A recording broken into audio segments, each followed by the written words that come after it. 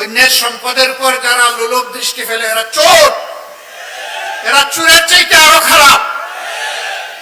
আমরা বলি ভিক্ষা কর, ভিক্ষা যদি তোর কিছু না থাকে। ভিক্ষা করা হারাম নয়, অভাবের তাড়নায় ভিক্ষা করা জায়েজ। আমরা দুর্নীতির টুটি চেপে ধরব আর ঘরে ঘরে চাঁদাবাজদেরকে লেলিয়ে দিবেন। কথার সাথে কাজের মিল নেই। আবার তারাই আমাদেরকে কুটা দেন, হাজার জাতের কুটা।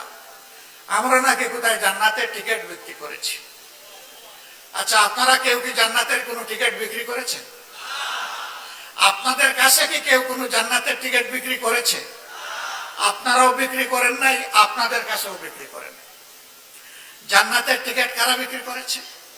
যারা ইলেকশন করতে গিয়ে বলেছে এই মার্কায় ভোট দিলে আপনারা জান্নাত পাবেন। সেই ভিডিওগুলা কি হারিয়ে গেছে? হারিয়ে যায় না। কারা বিক্রি করেছে? বলেছে অমুক নেতার নাম ডেইলি 100 বার নিলে আপনি জান্নাতে যাবেন।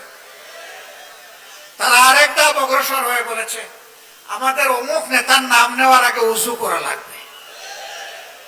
এই কথাগুলি কি আমাদের নেতারা কেউ বলেছেন? কর্মীরা কেউ বলেছেন? আপনারা কেউ বলেছেন? কেউ বলে নাই। তাহলে বিষয়টা কি? বিষয় হলো চুরের মার বড় গলা। এক চুরের কাহিনী শুনেছিলাম, গরু চুর। সে গরু চুরি করে নিয়ে আসছে। মালিক ধনী না, গরিব মানুষ। খবর পাইছে অমুক জায়গায় তার গরু দুটো আছে। আর সে এসে শুনছে যে ওই চুরের একজন বৃদ্ধ মা আছে। সে বাড়িতে গিয়ে মায়ের পায়ে ধরছে, ধরে বলে মা আমি একজন গরিব মানুষ, আমার 3টে সন্তান, 5 জনের পরিবার। আমি বর্গা চাষ করে মানুষের জমিতে যা একটু পাই তাই দিয়ে চলি। আপনি আমার মায়ের মতো, আমারে একটু মায়া করেন, দয়া করেন। কি দয়া করবো, কি মায়া করবো? যে আপনার ছেলে আমার 2টা গরু নিয়ে এসেছে, আমি ধার দেনা করে কিছু টাকা নিয়ে এসেছি, একটু এইগুলা রেখে আমার 2টা গরু দিয়ে দেন। বেটা তোমার মাঝে কিন্তু বিচার ইনসাফ নাই।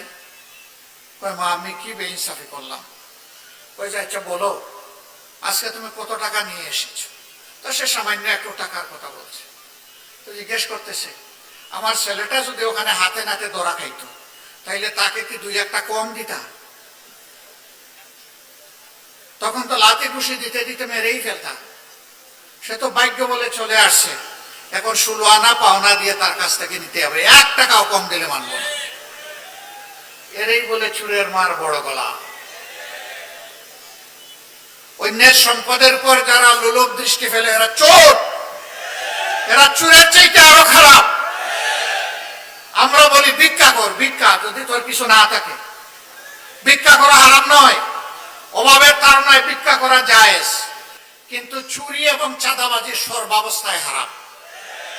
আপনার স্বপ্নগুলো আকাশ ছুবে প্রবাসীর হেলিকপ্টারের মাধ্যমে। বিয়ে, জন্মদিন অথবা যে কোনো বিশেষ প্রয়োজনে হেলিকপ্টার ভাড়া করতে যোগাযোগ করুন স্ক্রিনে দেয়া নাম্বারে। প্রবাসীর হেলিকপ্টার, নিরাপদ ও সাশ্রয়ী বাহনের বিশ্বস্ত নাম।